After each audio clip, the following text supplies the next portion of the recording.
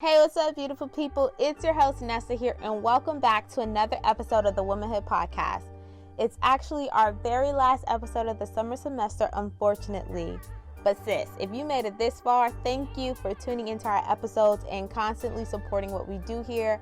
I see those likes, I see those shares, I see y'all comments, so it definitely doesn't go unnoticed. But for today's episode, I'll be speaking with women student leaders and how they are navigating college and building their leadership skills, so you definitely don't want to miss out. I want to welcome you all to the Women in Leadership Roundtable discussion. Today, I'll be speaking with Janelle, Dede, and Caroline, student leaders that are within different organizations that have leadership positions. And I just want this to be an experience to highlight these student leaders that are navigating college and building their leadership skills and how that ultimately sets them up for success after their collegiate years. So I would like for you all to introduce yourself, your name, your pronouns, and the leadership positions that you hold. So my name is Janelle Acevedo. I'm an anthropology major with certificates in public policy and women and gender studies. I also work as a program assistant at the Women's Center. Right now, I'm currently focusing on our WELL badge, which stands for Women as Empowered Learners and Leaders, and kind of working the coaching part of that. My pronouns are she, her, hers, and the leadership positions that I'm in at FIU, I'm a board director for the Panther Community Action Board. So I kind of help manage what it is like our mini grants that are used for community engagement projects, as well as in my community, I'm a congressional community fellow with Senator Annette Tadeo. And so I kind of work to help the process of unemployment to those who are kind of struggling during this time with COVID and have been laid off and haven't been able to get a response from the DEO. So that's kind of what I'm doing with that. Good afternoon. I'm Dede. I am the president of the National Panhellenic Council, as well as the vice president of Alpha Kappa Alpha Sorority Incorporated, the Sigma Pi chapter. My pronouns are she and her. I am a business administration major. This is my senior year, so I graduate this fall. I work as a program administrator for a nonprofit located in Richmond Heights, Florida, as well as a program success coach for Overtown Youth Center. Hello, my name is Caroline. My major is public relations, advertising, and applied communication. I'm a senior student, graduating in December. My pronouns are she, hers, and hers. I am also the vice president for the student organization councils at BBC. And that's it. Alrighty, awesome. So thank you all for introducing yourself. Before we jump right into the conversation, I want to share a fun fact with you all and all the listeners as well, just about leadership and women in leadership. So according to 21st, a gender consulting firm, women hold 17% of senior management roles in America's 100 largest companies. The equivalent figures for Europe and Asia are just 11% and 4%. So based off of this fun fact or statistic, we can see that a lot of women aren't within these leadership positions, or if they are, they aren't getting the same pay grade as their counterparts, as I'm sure that we all know of. So I just want to get started into, let's talk about what it is with being a woman in leadership, and you all hold leadership positions in college. So I want to start off with first saying, how did you get involved on campus? So I got involved on campus. I wasn't originally involved on campus at all until I crossed for Alpha Kappa Alpha Sorority Incorporated. From there, I seen there was a lot of things that needed to have a woman's touch on it, if that makes sense to you all, where a woman has to come in, fix things up. So that's when I strived to become the secretary of the National Panhellenic Council. Then from there, my advisor actually asked me to run for president, and I ended up getting it. And from there, I've just been trying to change the culture of Greek life within the National Panhellenic Council for FIU, as well as within the community. That's awesome. I actually, my freshman year, I wasn't really involved with anything except alternative breaks. I went on a trip to Guyana for domestic violence, and I really liked that experience. So my sophomore and junior year, I kind of tried really hard to be involved. And I think one of the things that helped me was, just any time that you see an opportunity, even if you don't think you're qualified or you feel like kind of hesitant about it, apply. Because like even if you don't get it, nothing happens. You can only grow from the experience. If you do get it and you're too stressed, you can also turn it down. And if you get it and you want it, you can also have it. So I applied to about like 8 extracurriculars and I got, I think, all but one of them. And so it was kind of an overwhelming experience. But through like all those extracurriculars, I kind of learned what I was passionate about, what I wanted to do with my life. And I think it's really interesting that you bring up those statistics, Vanessa, because if there's no women at the table, like the issues that we go through and that we feel are important aren't going to be brought up. Yeah, me as well. Just like Janelle, I had the same experience, like applying for many, and then sometimes when you don't get it, you get, the feeling that you're not good enough. But that's not the reason. But maybe someone was more competent than you, and it's just the fact that you keep working, working, working for what you want. It's the only way you're gonna get it. Okay, awesome. Thanks for sharing. So with that being said, I would like to know your thought process in going in to apply for that position. I know that some of you touched on, okay, sometimes you feel like you're not qualified or things of that sort, but when you do feel that way and you still apply and you end up getting it, like you go about showing up in that space. Okay, so I'll start. Whenever I was faced with something where I felt like I wasn't able or I wasn't good enough to get it, I typically talk myself down to the point where I don't try. And then it's always one good friend that come out of nowhere to push me and tell me, hey, like, you're way better than this. You're a shoo-in for it. And then once you get it, it's like, man, what was I worried for? Like, this was for me. This job was for me. This opportunity was for me. And from there, you just showed the people who doubted you as well as yourself that you're above everything, regardless of how you feel. Yeah, I'd like to echo Dede's thoughts. Always making sure that you have a good support system always helps with self-doubt and insecurities and imposter syndrome. And as well as like having the mindset that I kind of have when it comes to opportunities is what's for me won't miss me. So if it missed me, it's because it wasn't for me. So that's kind of how I battle my imposter syndrome and kind of reflecting on like, okay, what are some things that I can do better, like every 6 months or every 3 months to kind of see how I've grown, to kind of have those check-ins with myself, as well as seeing, okay, what do I still need to work on, or what do I feel is important for me to work on, to make sure that I feel like I'm growing and I know that constantly, and I have that mindset of just because you couldn't do it yesterday doesn't mean that you can't do it tomorrow. And the kind of that growth mindset, I think, really plays into that, as well as kind of knowing that to apply for things even when you don't feel qualified, I think is one thing that I always stress, because like about 70% of the time women won't apply for something if they don't meet every single qualification, but men don't do that and they'll still get the position because no one else applied. So I think that's one thing that we always need to think about. Yeah, something very important that she just said is mindset. Everything depends on your mindset. Like, just think that you can do it and you'll do it.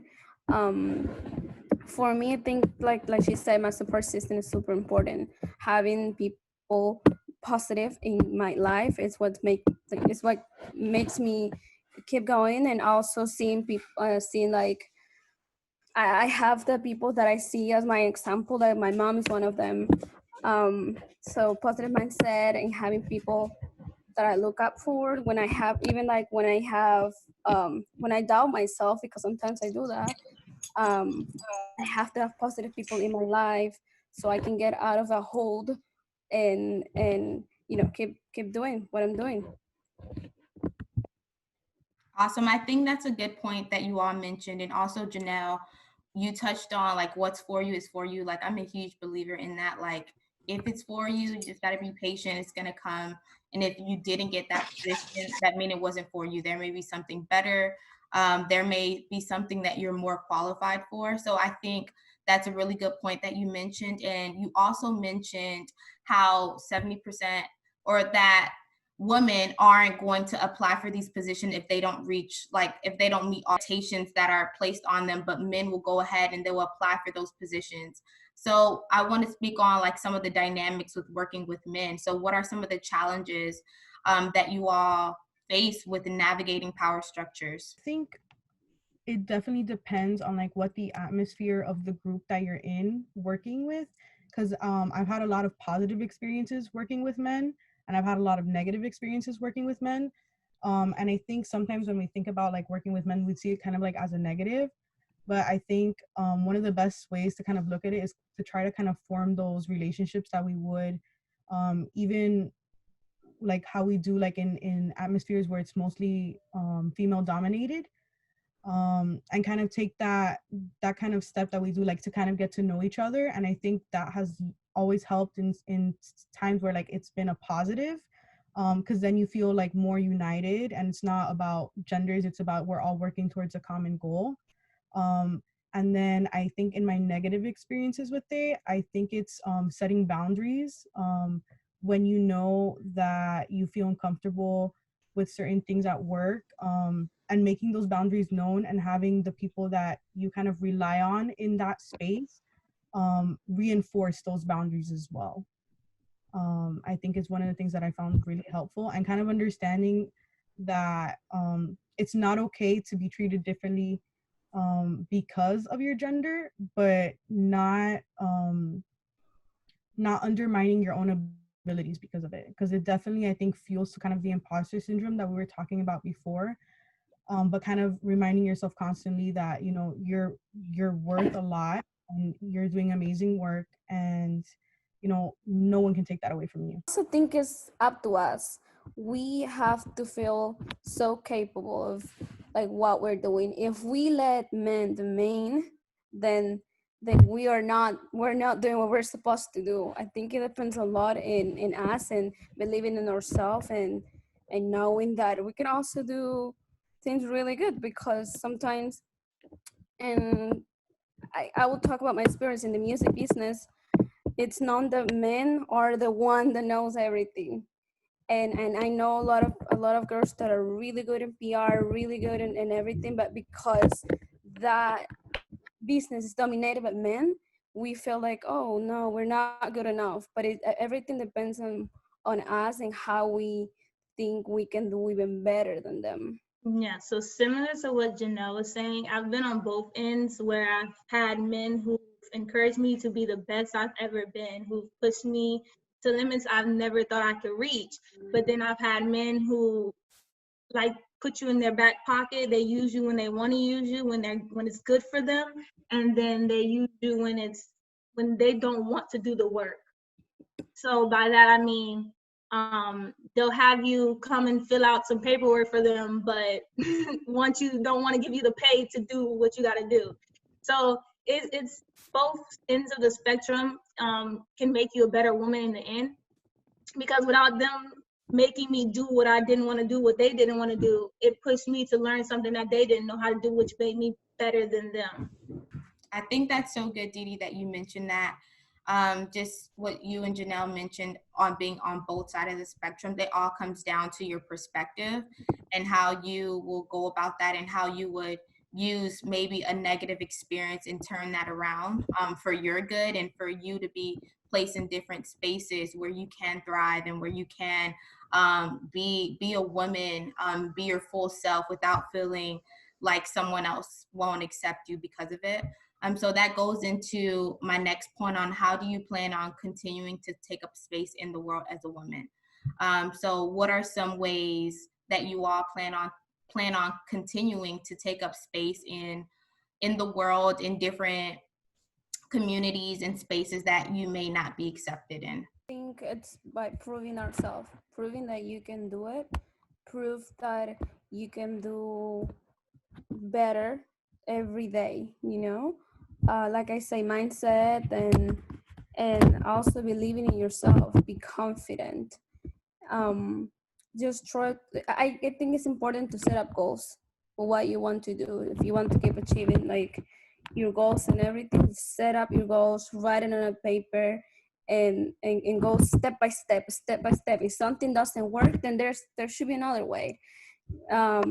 It's very important that we're also emotionally stable, because sometimes when we're not emotionally stable is when we bring ourselves down, and we can be our worst enemy. We don't need anyone to talk bad about us or to like remind us that maybe we're not good, but ourselves, we are the one that is gonna push you push yourself. You're the one that has to get out of if you're not in a good place, then because you can listen to many advices, but if you're not willing to work for what you want, and you're not willing to get out of the darkness basically, then you're not going to be able to achieve any of your goals.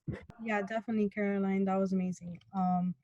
I would say too, I think in how I'm gonna take space is like also one of the things that I'm really big about is like when you like rise up, like bring someone with you to where you're at. I think definitely mentorship is a really big component of that, whether it be with my family members or with my friends or people that I've just met. I know sometimes like you meet someone and like you have similar goals and you know that you can help that person, but sometimes it's hard to kind of say like, hey, I know that I can help you. And like when you have a million things going on. And I think that's something that like as women is really important, as well as kind of how Caroline was talking about like adapting to the situation, even though sometimes it's a little difficult because there's so much going on. You might feel a little thrown and you just have to like get back on your feet, as well as like just genuinely doing the best that you can at the things that you care about. I think that when you truly care about something and you're passionate about it, you improve more, because you want to do it. Like there's a genuine passion behind it, and it kind of helps you be the best person in the room, or like the best group of people in the room, I guess you could say. So I definitely think that that's one thing that's also really important. Yes. So I don't know if you guys are aware, but there's currently 5 active chapters of fraternities and sororities on FIU campus in the National Panhellenic Council. One is a sorority and the rest being all males, which means I am the president of 4 male fraternities, which can be hectic. So how I plan on continuing to take up space in a world of leadership where men typically dominate, I'm gonna do what they thrive not to do. I'm gonna do the grunt work that they want to have everybody else do, because you have to start from the bottom to make it to the top. I'm gonna continue to go out for jobs that I feel like are mostly for men, but a woman can do as well. I'm gonna teach my child and my future children that even though you're a woman, you can still achieve everything a man can, because a man couldn't be alive if it wasn't for a woman. I'm sorry, men come from women, and that's how it is. So you have to like keep that mind frame that they wouldn't be here if it wasn't for you. So that's just my plan for this world. Awesome. I think that's all what you all mentioned is so good. On just we as women have to rise up and know who we are, know our worth, and know our value in order to take up spaces where male are mostly dominating. And so I want to talk about the importance of women in leadership, which we have been discussing, but more so like representation. So for specifically, I'll speak on like my experience, like growing up, not seeing as many Black women in media or in film. Let's talk about why it's important to see Black leaders or Hispanic leaders or whatever it is, but more so like women leading in those spaces, so that can lead us to mentor other young women and to show other young women like, hey, you can do this too. So I want to talk about the importance of representation. So as I stated, I'm also a high school success coach. So I get a lot of questions from my high schoolers, like how do you manage to be a mom and full-time in school, as well as a full-time employee and extracurricular activities. And it's pretty much just a balance. My advice and what I feel the younger generation should know, like it's hard. Don't get me wrong. There's nights where you just want to give up. There's nights where it's just done. Like you just feel like life is just hectic all around. You just have to keep that mind frame. And again, that's a support system that me and Janelle spoke about earlier is a huge help in overcoming any barriers and any problems that exist within being a woman leader. With being a woman leader comes problems. Without problems, there is no success. Yeah, I loved that. Without problems, there's no success, there's no growth, I would say too. And I think one of the things that you were kind of touching upon is like, even though it's hard, like you need to keep pushing. Vanessa, I don't remember the exact question. I don't know if you want to repeat it. Yes, the importance of women in leadership. So like representation. Yeah. Why representation matters. Awesome, thank you. So actually, this was something that I was thinking about because for our last staff meeting, our icebreaker was who would play you in if it was a live action movie of your life. And I started looking through Google, like to see like Latina actresses or like Latina like leaders and things like that. And it was so difficult to find someone who looked like me. And I noticed that a lot of the people that like I looked up to, I guess you could say, or like I would want to play me were either white women or black women. And like there was that kind of gap in between where there wasn't really a Latina women that like I could aspire to be, I guess you could say. And I think that was that's something difficult when you're constantly not seeing someone, whether it be on TV, in your classes, your professors, someone who looks like you.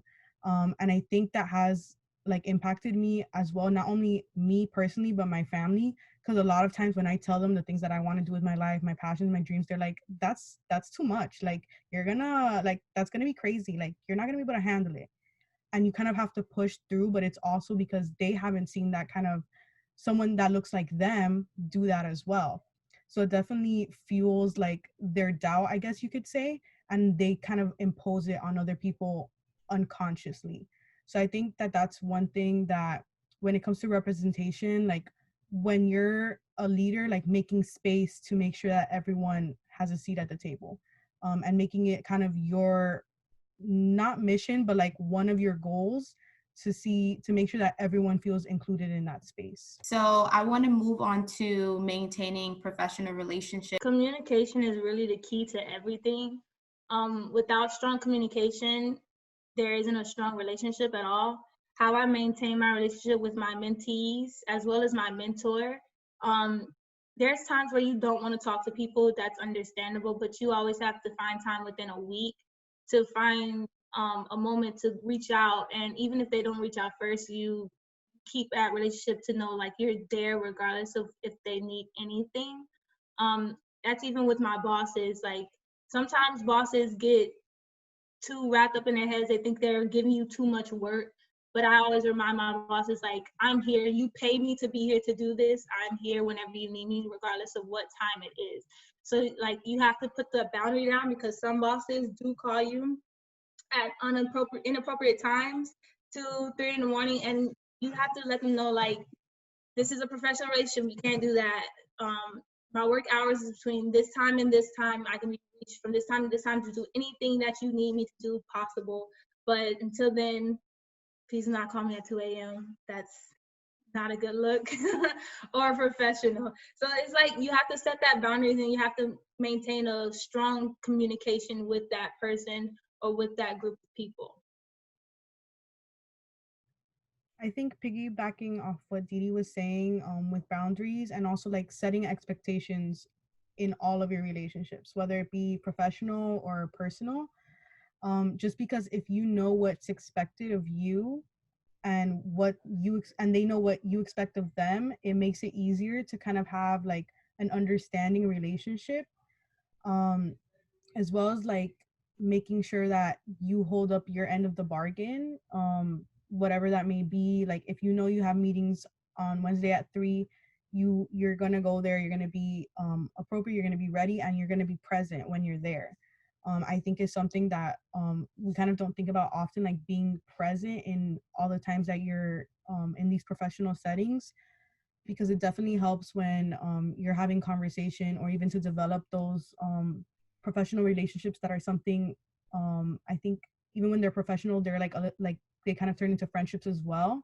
And also, like, if you do have friendships in your professional settings, making sure that there's a distinction, like when are we being professional and when are we being friends or whatever else the scenario might be. Like establishing those boundaries. I think like that is say communication is the key, super important, but also listening, I think is super important. Listening and respect their others' opinions is super important, at least for me, because sometimes I want to, okay, let's do this, and that.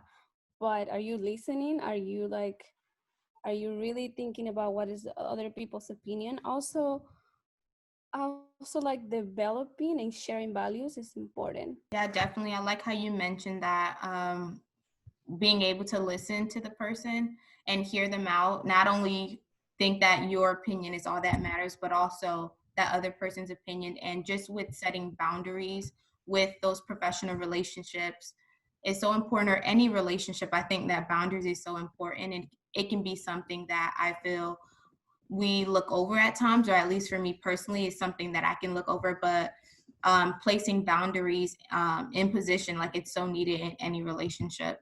So I want to go into, this is more so like a fun question on, like, for you all to speak on, where do you see yourselves in 5 years? I want to just know a little bit about that. Where do you all see yourself in 5 years? All right, so where do I see myself in 5 years? Ooh. I tend to not think of the future because I like to live in the present. Life is short, honestly. But if I was to pick out my dream 5 years, I would say well into my business, not working for anybody, entrepreneur, making a decent amount of money to take care of me and my family, and just doing what I have to do for my community and for the ones around me. 5 years is actually a really long time. I'll probably have a master's degree by then, most likely. Working on a PhD. Dreams, trying to make sure I get above and beyond and get all the qualifications. That way no man can tell me I can't get any position that's possible. I'm gonna make sure I have everything in my bag, so that way nobody can tell me anything in my bag. 5 years from now. And you will get it. So also, like she said, I like thinking, I like living the present, but also I like setting my goals within like at least 2-3 years. 5 years is a lot, like she said, but for sure I see myself as a leader. Somehow, whatever I am, I'm gonna be the leader. That's my goal. I'm gonna be the leader. I know I'm gonna make great things because I work hard for what I want to get. So I guess, like she said, I'm gonna get a master's probably. Maybe I'll be married. Yeah, maybe. Nothing is working. If it's not for myself, because I want to make my own PR agency, working with a company that is gonna help me develop all my skills and everything, and later on have my own company. That's awesome, Caroline. I'm not that I don't like to plan ahead, but I just like I'm one of those roll with the punches kind of people. Like so the situation will change like from 6 months, like it's always like whatever it is. But I think I would say 5 years from now, probably I'll already have my master's, working on a doctorate degree, maybe getting a law degree, haven't decided. As well as like one of my goals would be like to kind of I guess be like one of the key team members for like someone running for Congress or something like that, to kind of get that experience of like being able to run for elected office, or be a part of the policy conversation and like what's going on, to be able to make sure that people like me have their voice heard at the table, I would say, and people are actively listening to the things that I have to say. Yes, for the goals and where y'all see yourselves in 5 years. We'll get there. I totally believe it. If we put in the hard work and we do what we have to do, I totally believe that it'll happen. What's for you is for you, like Janelle mentioned. So before we wrap up, I want to talk about just advice for the next generation of female leaders. There may be people on right now or those that will listen to this replay of the Zoom that want to know, how exactly do I become a leader, or what advice can you give to a high schooler or a middle schooler, or even someone in their freshman year of college? So one of the things that I have like 3 key points for this. So I would say pursue your passions and don't let anyone discourage you. I know I can only speak for myself as like a Latina woman. Sometimes it's hard when your family doesn't believe in you, when your friends aren't sure if you can make it, and you're not too sure about the steps that you're taking. But don't let anyone discourage you, and pursue your passions and kind of work through the doubt, and know that you are capable as long as you're putting in the work. And the third thing would be look for help. I know it's hard, especially for women of color who are so used to just kind of pushing through and doing what you need to do. And like, you know, if you do what you need to do, you'll get where you are. But sometimes you need the help and it's difficult to ask for help. I would say, honestly, I wouldn't be in half the leadership positions that I had today if someone didn't open up the door of opportunities. My personal person who like really helped me with that was Yenny from Global Learning. I straight up just scheduled a meeting and was like, I just need you to help me. Like, I want to make all this change, but I don't know how. So sometimes we don't even know where to start. So looking for help, whether it's for starting or whether it's during the process, get someone who can help you kind of like map everything out and see like what you need, or if they have any opportunities as well. I would say also surround yourself with people who you know can give you information on opportunities or resources, because it's definitely a big help. So some advice that I have for the generation. Like I said, I would not be MPAC president if I wasn't pushed to be MPAC president. So even if you don't think you have it within yourself and someone else does, believe them, because you can talk yourself out of everything. Try, even if you feel like you're gonna fail, try. It's been times where I knew I couldn't do something, but I still put forth the effort to trying to make it seem like I didn't just give up. I didn't just not care to learn how to do it or how to fix something. You can do anything, honestly, anything that you put your mind, heart, soul, body, anything to. Like, you can aspire to be so much, and even with the worst people in your corner and no support system, you can be everything. My advice will be empower yourself. Empower yourself and never doubt yourself. That's something that sometimes we make that mistake. We doubt ourselves, like, do I think I can do it? Yes, you can do it. So like, don't doubt yourself. Always keep learning. There's always something new to learn. Keep learning, keep learning, keep learning. And don't be afraid of asking for help, like Janelle said. Don't be afraid for asking for help, because sometimes we need someone to push us to, do better. Yes, definitely. I echo what all of you just mentioned. It's so important. If we don't believe in ourselves, there will be someone that believes in us. There will be someone that'll push us and say, you can do this. You have it in you to do it. So I totally agree that once we get that push from someone else, we have the opportunity now to push another young girl and to say like, hey, I'm going to speak in your life. Like, you can do this. You can apply for that job. You can apply for this position. And if you put in the work and you have the right people surrounding you, you'll be able to reach that goal. So I totally echo what you all just mentioned. And I want to end one last thing before we go into question. This is something that I do on the Womanhood podcast. The question is a fill in the blank. Well, it's not a question, it's a fill in the blank, excuse me. So the fill in the blank is, to be a woman is to. So to be a woman is to do the impossible for me. I say to be a woman is to create the change that's needed. To be a woman is creating the opportunities for yourself too. Wow, what an amazing and needed conversation. I hope you all enjoyed the final episode for this summer semester. I'm so thankful that you made it this far. But before you go, in the comment section below, share how you plan on taking up more space in this world as a woman. I'm sure you all want to share your thoughts, and just go ahead and share them all in the comment section. I'll be sure to read them and repost them on our Instagram page. Make sure to follow us at Women's Center FIU for all the updates for the fall semester. So I'm super excited, and I'm thankful that you all stayed until this time. See y'all.